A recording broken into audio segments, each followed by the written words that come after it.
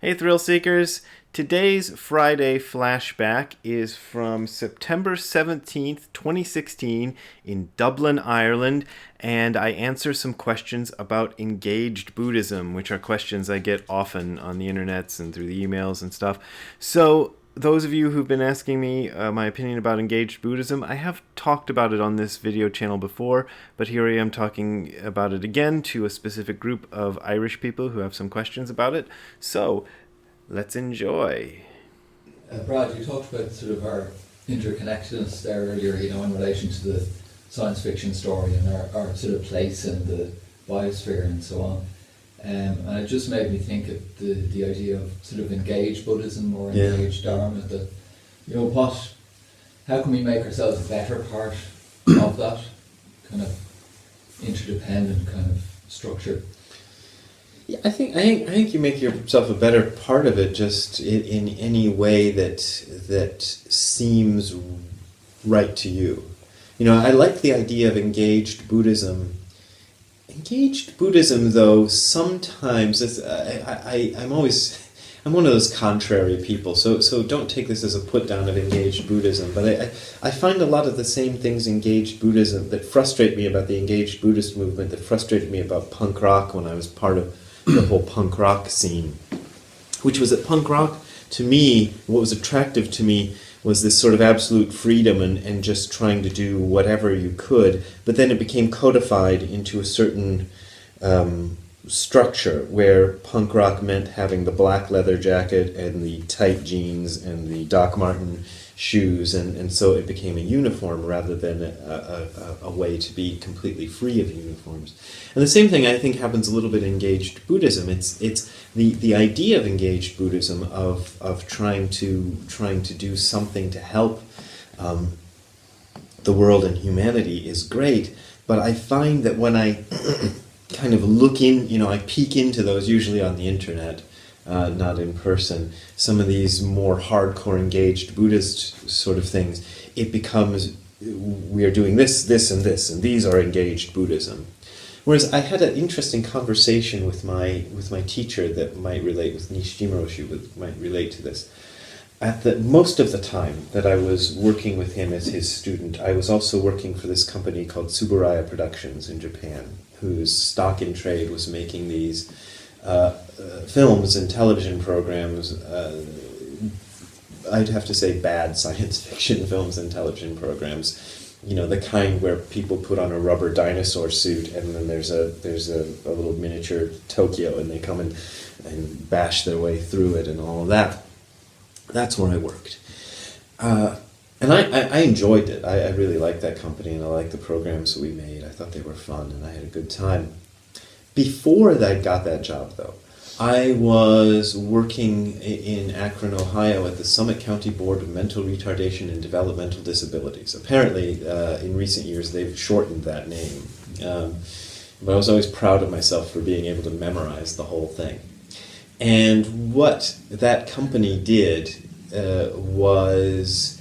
I'm not sure how much, how America is. I'm not sure how much government funding there was, but there was a certain sort of, I think it was privatized mostly. I'm not sure exactly. But anyway, what our stated goal was helping mentally handicapped adults to work in normal, quote, in quotes, normal workspaces. A very small percentage of the people that we were working with ever got that far, but that was always the goal, and it was very noble. Nobody could argue with you if when I told them where I worked, nobody could argue with how good of a person I was, because it was real hard work. The pay was terrible, and I was wrestling grown 45-year-old men in and out of toilets and wiping their bottoms, and it was all kinds of really gross stuff that I had to do at that job for some of the more seriously disabled clients. And then of course we had also clients who were practically able to just work on their own with just minor supervision. unfortunately, I didn't get those rooms very often. I used to get sent to the really bad rooms. Anyway, so I felt terrible about this, and I had this conversation with Nishijima about how I just how I just didn't want to. I wanted to do something better with my life, and all of this, and I was just getting very angsty. And he was a guy who rarely gave advice. He in all the years that I had so many conversations with him, he almost never would say, "I think you should do." But that was one of maybe 3 times I can remember him saying anything like that. And he said, "I think you should continue working for Tsuburaya Productions." And I was just going, "Oh no."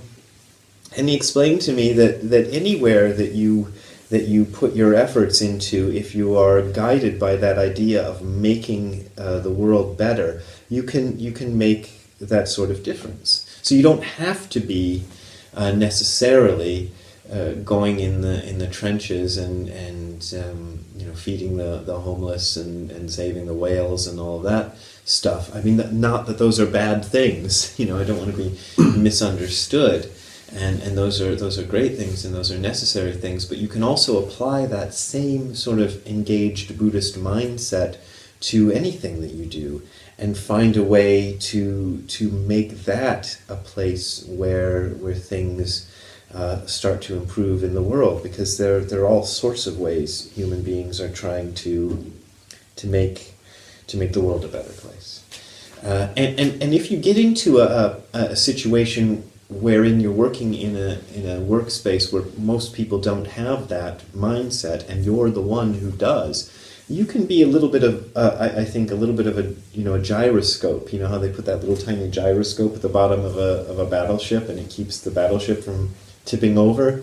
Supposedly, I don't know my physics that well. Maybe somebody will tell me I'm wrong, but I like that image anyway. You can actually be the little gyroscope. It's one of the things I always say when I haven't written for Suicide Girls website in years, like 7 years now. But when I was writing for it, people were like, "You're pornography, you're working for pornography." And I'd be going, well, yeah, in a sense, I'm working for a website that some people consider to be pornographic. But if I weren't working there, there would be zero Buddhist influence at the Suicide Girls website. And as long as I'm working there, there's something. People are going online looking for their boobies and butts and encounter this little article about the Dharma and about trying to live a balanced life. That's got to be interesting for somebody who didn't expect it.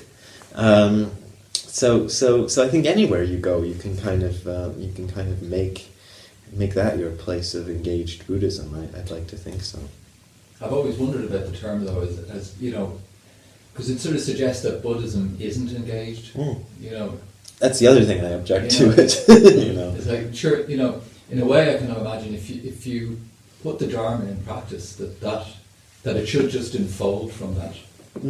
Yeah, that's always been my sense. But I mean, maybe we've had a need to create and engage Buddhism in the West. I don't know, or maybe it failed in Asia.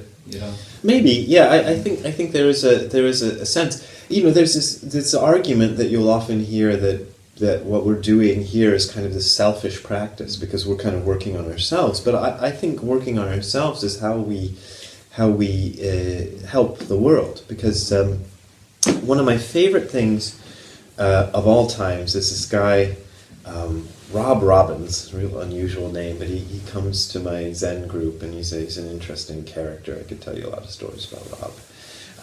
He's one of those sort of angsty, interesting characters. But he came up with this one thing one time when we were having a discussion, one of these kind of discussions, about the Bodhisattva vows. And the first Bodhisattva vow is the vow to save all beings. And he said, I take that as the vow to save all beings from myself.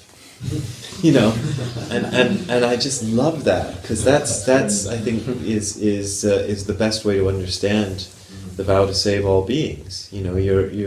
You're not out there trying to be Superman and rescue Lois Lane wherever she happens to be. why is she always getting into trouble anyway?